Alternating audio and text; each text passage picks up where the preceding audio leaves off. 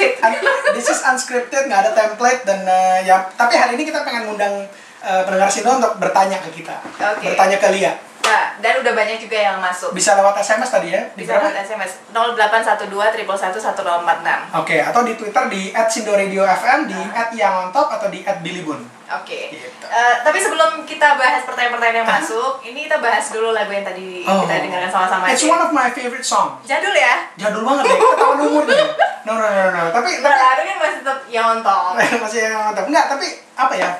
I Believe I Can Fly dari R. Kelly ini punya makna yang I think yang luar biasa gitu. Memang kalau as simple as kita nggak usah dengerin semua liriknya, tapi I believe I can fly gitu. Jadi kalau mana ada sih orang sukses yang nggak pede gitu kan? Nah jadi semuanya itu kita mau sukses, apapun arti sukses menurut kita itu masing-masing individu bisa describe apa yang arti suksesnya ya. Nah, tapi intinya adalah kita harus tahu dulu apa yang kita mau capai di dalam hidup ini gitu. Itu dulu karena yang pertama sebenarnya kita harus tahu dulu apa passion kita, apa yang kita sukain ya, karena kalau kita udah tahu apa yang kita sukain menggapainya lebih gampang. Kalau kita di depan ada rintangan, kita nggak berasa itu sebagai suatu beban, tapi sebagai suatu tantangan, beda gitu ya. Nah, itu kalau kita benar-benar suka. Nah, setelah kita melakukan sesuatu yang kita sukain, kita jangan takut untuk bermimpi. Nah, ini dia, I believe I can fly gitu. I believe I can fly, berarti kita percaya kita bisa terbang tinggi gitu. Nah, banyak anak-anak muda sayangnya takut untuk bermimpi. Dimana mereka bilang, iya mas, tapi kalau kita mimpinya tinggi-tinggi terus nggak nyampe kan jatuhnya sakit gitu. Atau kalau kita jatuh sakit gitu. Nah, tapi saya ngelihat bahwa mimpi ini kan gratis kan gitu. Maksudnya kalau Lia punya mimpi, punya rumah 10.000 meter, sama saya punya mimpi 1.000 meter gitu ya. Apakah Lia harus bayar pajak lebih tinggi? Tidak, ya kan? Apakah Lia harus bayar apa? Enggak kan gitu. Mimpi itu gratis. Nah, jadi kita harus punya mimpi yang tinggi gitu. Kita harus percaya, intinya kita balik-balik lagi ke diri kita harus percaya dengan apa yang kita mau capai. Karena tanpa itu, ya nggak akan tercapai. Tapi apa memang masih seperti itu juga untuk anak-anak muda sekarang? Bukannya anak-anak muda sekarang kan lebih kreatif, kemudian mereka dapat pendidikan lebih baik, dan mereka lebih cenderung berani untuk bermimpi? Gimana sih kecenderungannya? Gini, setelah saya terjun ke dunia keanak mudaan, sehingga saya terus awet muda. Oke deh. Gitu ya. For the past 3 years kira-kira saya berkecimpung banyak ketemu anak-anak muda, mahasiswa dan sebagainya.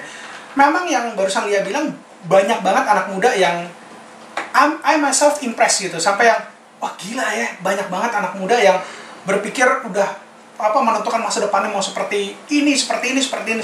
Nah, cuman itu ternyata masih gimana pun juga secara presentasi itu masih segelintir banget Lia gitu. Karena ketika I go to different universities atau even saya ngomong di perusahaan, itu rata-rata pertanyaannya ya begitu-begitu lagi gitu, bahwa Mas, saya masih belum tahu passion saya apa. Nah, itu udah dasar banget. Terus kemudian, Mas, saya nggak tahu saya apa yang mau saya capai gitu, istilahnya galau. Atau yang ketiga, saya nggak berani bermimpi gitu, karena yang tadi itu, kalau mimpi nggak capai, kita akan kecewa, depresi dan sebagainya. Jadi kalau anak muda yang pengen maju, pengen sukses, banyak gitu. Tapi secara presentasi itu tetap akan menjadi minoritas. Gitu.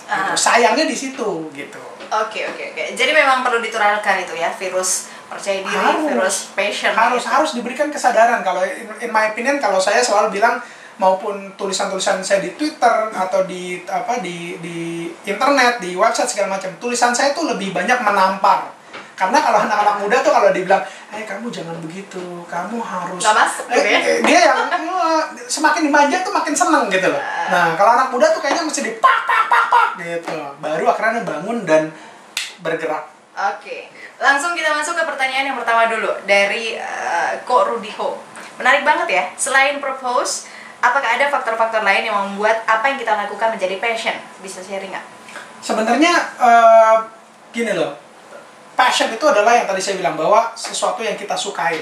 Ya, banyak orang ketika saya ngomong di seminar, di workshop, saya selalu nanya, di sini ada yang bisa ngasih tahu saya nggak apa passionnya gitu. Rata-rata semua menunduk dan nggak berani ngomong, nggak berani bilang bahwa passion saya ini gitu.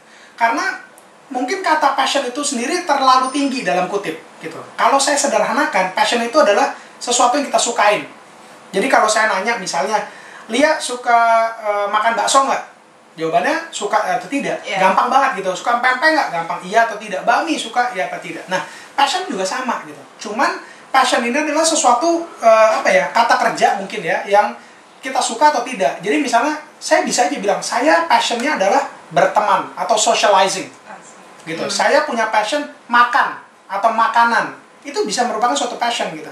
Memang di awalnya sifatnya kayak hobi dulu, kita cuma sebatas suka. Nah, kalau sukanya bener-bener suka, ya, that's passion. Yang membuat kita lebih pengen mencari tahu tentang hal tersebut. Nah, jadi kalau saya suka makanan, terus kemudian saya bener-bener pengen tahu tentang makanan. Nah, ini bisa menjadi karir, gitu loh. Banyak orang kan kalau mikir, oh saya suka matematika, berarti saya akan menjadi scientist. Saya suka biologi, saya akan menjadi dokter, gitu. Itu pikiran zaman dulu, gitu. Kalau sekarang, kalau kita suka makanan, bisa jadi apa aja? Bisa jadi penulis kontributor di majalah, bener nggak? Nggak mesti suka makanan itu jadi chef, tidak, gitu. Jadi bisa jadi chef, bisa jadi GM restoran, bisa jadi pemilik restoran, bisa menjadi kontributor di majalah, bisa jadi host presenter kuliner di TV, banyak banget gitu loh, gitu. Nah jadi coba berpikir kreatif tentang sebenarnya gue sukanya apa sih, terus kemudian dari situ dieksplor ke perjalanan karir kedepannya mau jadi apa gitu. Oke. Harus break? Oh, oke. Kita break. Bisa nyerocos terus nih kita. Pendengar sini jangan lupa kami masih tetap tunggu pertanyaan-pertanyaan Anda. Wah, ini makin mengalir pertanyaannya. Don't go anywhere. Yang on top, we'll be right back.